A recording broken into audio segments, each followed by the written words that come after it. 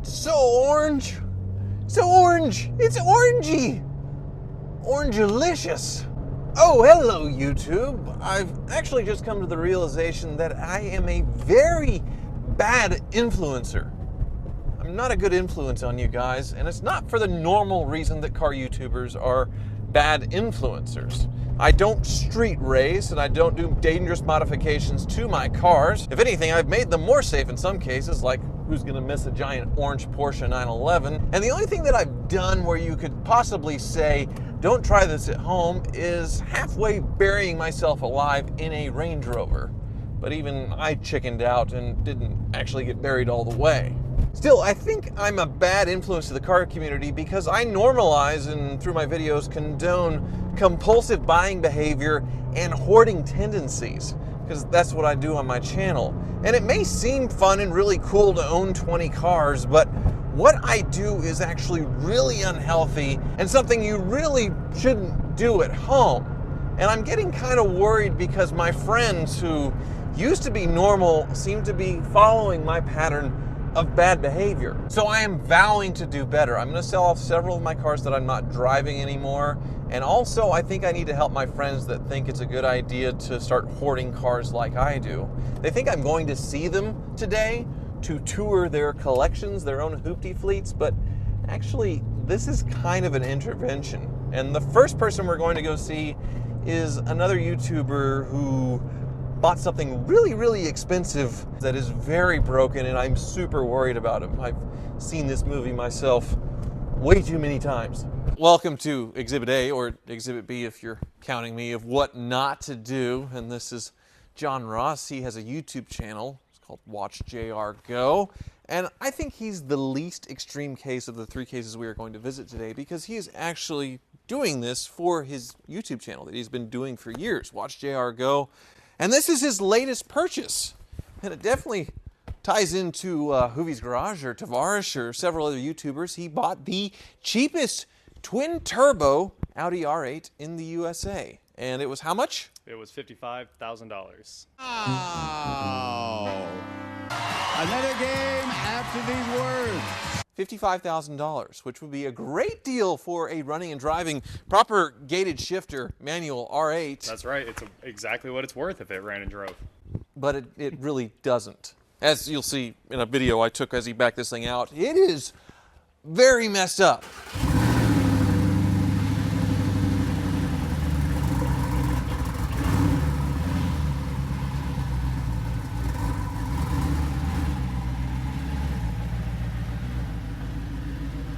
How do you like my smoke machine? Great decisions. What's going on with it? So it has a cracked piston, and there's scoring in that cylinder. So it's only down one cylinder right now, but we're going to go ahead and get the engine out and fix it correctly. And why didn't you just go buy a R8 for 60 grand? 2 turbos. That turbo kit's $30,000. Well, clearly it doesn't work well.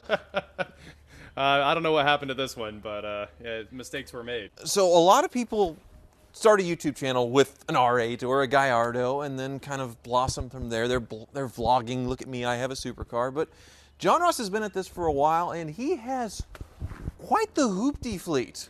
And I don't, is 1 out of 10 operational right now? Every one of these runs and drives, including this. This does run and drive. Yeah, honestly. down the block before, Before it booms.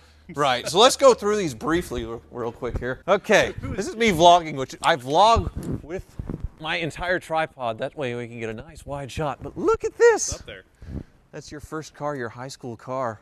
Yeah, it's my first fun car, 94 Z28 Camaro. So when I was here the other day, you didn't have a battery in it. There's a battery shortage. You bought a $55,000 Audi, and then out of the rest of your hoopties, you're swapping around batteries to get them running. You can't afford a $100 battery. It's just one battery, and this car never moves, so I just pull the battery out sometimes. So why don't you finish it before you start another project? This is your driver, right? The Volt? Most days, yeah. I drive the Volt a lot. It's awesome. Love that car. I'm digging the Volt. I'm glad you have one practical car. Well, this is a completed project, I think, right? Yeah, it's got a new transmission, new rear tires. The leaper was new. All the fluids have been gone through. It's I've been driving it quite a bit, actually. And how much do you want for it? $5,000. I guess he really doesn't want to sell it. Moving on. Ford EXP.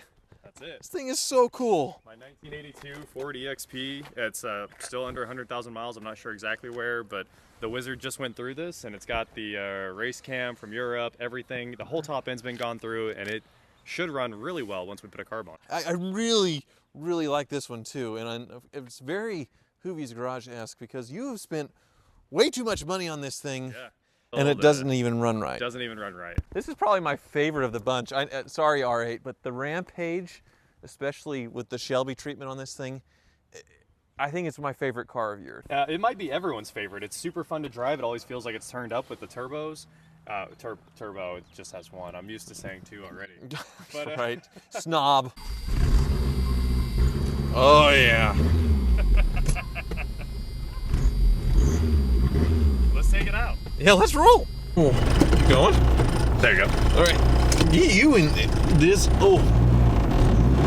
Oh, yeah. That doesn't idle, does it? Does not like to idle until it's warm, for sure. And I think it is flat spotted now. I see. I used to drive it quite a bit more. Neglect. Yeah. All right, I did think you were the least extreme case, but now now that I'm actually experiencing your cars, wow. She's a beast. Well, there was the boost. You felt the camera move a little late there. Boost. Oh. There. You can't go over 10 pounds. That's what I was saying about not controlling boost. I see. Yeah. You got to be a little careful with how much you get in the turbo. And it does vibrate a little bit. It does. It's like a massage seat setting, except there's no button. It's just all the time. All the time. Solid motor mounts. This was somebody's homebrew backyard. It was. Thing. Absolutely. It is cool. Machined the motor mounts himself, which is one of the craziest things. Wow. Oh, careful. That was it. Right on the money. So instead of watching ahead of me, I'm watching the boost gauge. You got one eye on the road, one eye on the boost gauge. That's how I drive it. Okay. I mean, you're doing this for YouTube, and it's content, and it's fun, and it's something that we would be doing anyway, even if we didn't have a YouTube channel. We're always going to be doinking around with something, but the YouTube kind of justifies it. But it lets you get a little more extreme. Right. My next friend, Bob, he doesn't have a YouTube channel. He has a business related to it, though, but he's gotten a little off the... He's definitely fallen off this... what's the term? Off the handle? What's the... Flown off at the handle? Well, I hope you enjoyed John Ross's collection, the Hoopty Fleet. I thought he was a mild case, but now I'm thinking he's more of a moderate case, and I was trying to go from best to worst, but now I really don't know who's worse. But Bob is the one that I've known the longest, and he's always had cool cars around. He's had his business, Euro Asian Auto Inc., for almost 30 years now. Over 25 years, yeah. Insane. So when I first met him, I would go down to his shop, and he always had a few cars down there that were cool. He was rebuilding them, or just something that he found. But in recent years, I think you've gotten a little out of control, Bob. I think, how many cars do you have listed for sale right now? Maybe 30. I counted as 20. 20, okay. There's well, 20. We sold a lot of cars in the last 2 weeks. Okay, and then how many personal cars do you think you have that aren't listed for sale that you're like, oh, this is my driver right now? I don't know. It sounds like you've done the math before I have. So I'll guess. More. You said more. More. Yeah, right. Bob has been on Denial? buying frenzy, and which brings us to Hoopty Fleet headquarters, which really isn't my Hoopty Fleet headquarters anymore. I have 7 cars in here that are mine. And then Bob has 4, which is pretty good right now. He's got it down to 4. And then my dad's another story of getting carried away in recent years. He has 3 of his cars in here. So really, half of this space is my cars, and then Bob's kind of taken over. And he actually has a big building that he could put all of his cars in that he just needs to put a roof on. He's been needing to put a roof on it for years, but instead of putting a roof on it, you go and buy another car. Then he kind of buys cars that I have. So I bought a Viper, he bought a Viper. And then I bought a Cadillac, a 76 Cadillac Eldorado, and then look what he goes and buys, a 77 Cadillac Eldorado. So why copycat me? I don't know. I don't know if it's intentional, subliminal. Well, I got a great deal on mine at $8,500 you saw at the auction. And how much did you pay for it? $3,500. $5,000 less than what I paid for mine for a comparable condition car. Yeah. So I didn't do well. And then it keeps going. I bought a DeLorean, and then now he has a DeLorean, and it's a better DeLorean. It's a manual. It's much cleaner. It doesn't run, but it doesn't seem like it's going to be that bad. No, just some simple fuel system issues. Oh, so yeah. And then he bought the Lotus. I did a video on this Lotus about a year ago. I passed on it for only $14,000, which was a huge mistake, and now I have to look at it every single time I come in here.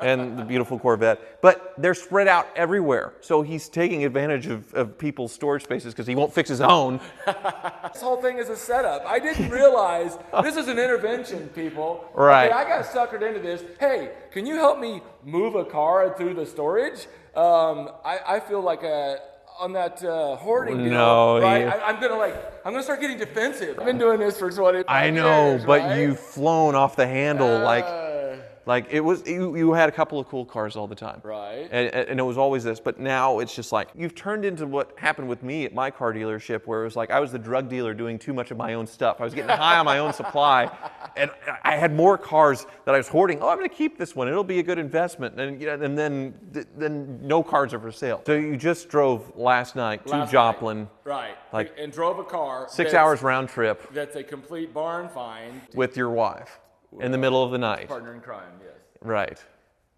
See, he thinks he's normal. He's not normal. We'll go check out this car. Behold, 1988 in all of its glory. I love the pattern on the seats. Nobody would ever do a rainbow pattern on seats anymore. Nope. And then the square wheels are just out of control cool. How many of the 80s, like muscle cars, were all fake scoops, fake everything? So here we have a humble Cavalier-based vehicle with a 2.8 liter V6 high output, which is actually a pretty good motor. But only on the Cavalier we go real cowl induction. Really? Cold air intake hood. Seriously. Check this out. Unbelievable. Here's your intake. Pulls it right from in behind the wipers. Cold air. We have a cowl induction cold air hood like in the 60s when they really functioned. That is amazing. It's really fantastic. And also keep in mind, have you noticed? 5-speed manual transmission. You're kind of going into salesman mode right now. So is Well, this one a keeper? How many cars have I sold you? you know, see, That's you true. have an agenda here. I have an agenda. So are you hoarding this one, or are you going to let this one go? No, it's for sale. You know, see. it might get a, and I don't want to sell it price tag, maybe. Yeah. See, You've got a few of those. Right. I'm probably going to put this car for sale for like $79.95. Right. Okay. But think about but think about what you can buy. How much fun can you buy for $8 grand today? What would I that guess not a whole, well, a Miata, but that doesn't have the character for sure. You pull up the Cars and Coffee with this, He's guaranteed. a salesman. Guaranteed there will not be another one parked in the parking lot. Yeah, I agree. Well, we better take it for a test drive. right, I need to know what it's all about, right? Yes.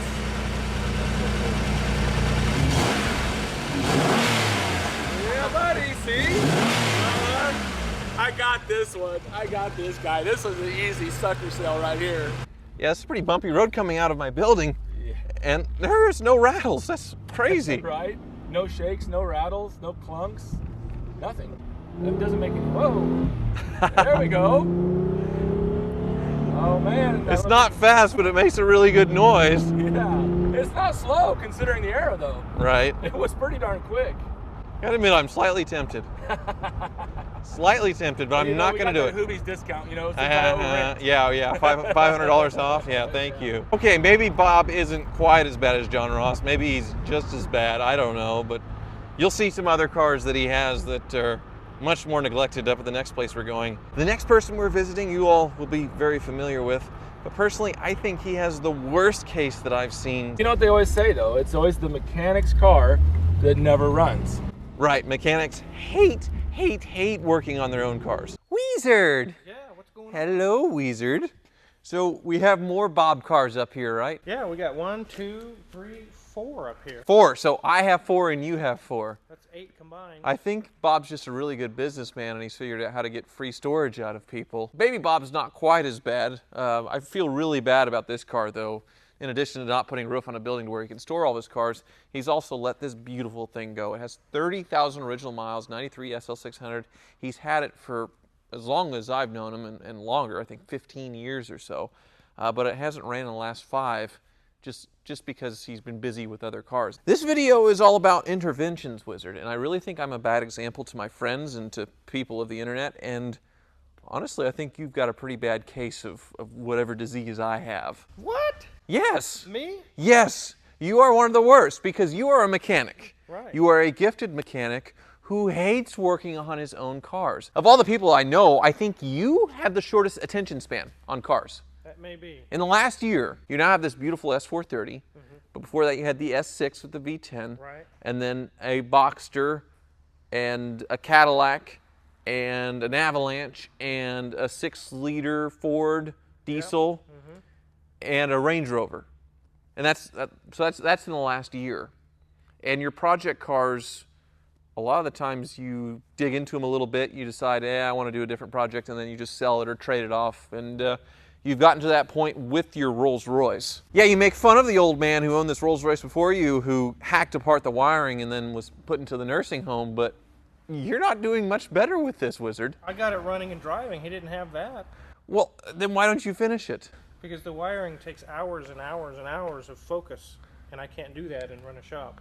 So then why did you even take this project in the first place? Because I wasn't running a shop when I got it. Well, you were running a shop when you bought that Cadillac, and you haven't done squat to that thing. Oh, I've got progress on it. Really? If you don't think the Wizard's crazy after I tell you what he's doing, you'll agree with me. He's taken the big block out of this Cadillac and thrown in a Chevy 350 diesel, one of the worst motors ever made, one of the most underpowered V8s ever made, and he's putting it in this 7,000-pound Cadillac. Motor mounts have been located. We've got one exhaust manifold on. The brakes have been rerouted, and we've made progress on it. So you've done all this work? No, I haven't done it. See, mechanics don't like working on their own cars. I have a high school kid who's somewhat mechanically inclined. My office guy's son, he's a high school kid. He's 16, and he's okay. He's mechanically inclined a little bit. Wait, this is the one that you've stolen this Jaguar from me. In a video a couple of weeks back, there was a Jaguar that my friend bought for a couple $100. Bob, actually. Bob was the one who bought it for $200 and then let me mess with it.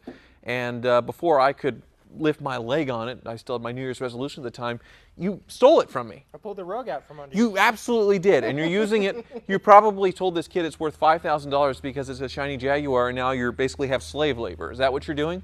In a roundabout way. Okay, maybe you're not as bad. Maybe you and Bob are just good businessmen, and I'm an idiot. So I was going to try and do a YouTube channel where I didn't buy a car for a year, and I'm not creative enough or cool enough to carry a YouTube channel just on my own, unfortunately. So I'm back to buying cars again. Works for me, not really works for me, but that's what I'm doing. And I don't recommend it for you all. Just PSA, do as I say, not as I do. And I think that's it. Don't bury your cars when it doesn't work out. Don't bury your cars. That's another good one too. And this is a nice video because for once I didn't spend any money making this video. Amazing. That's great. Thank you for watching.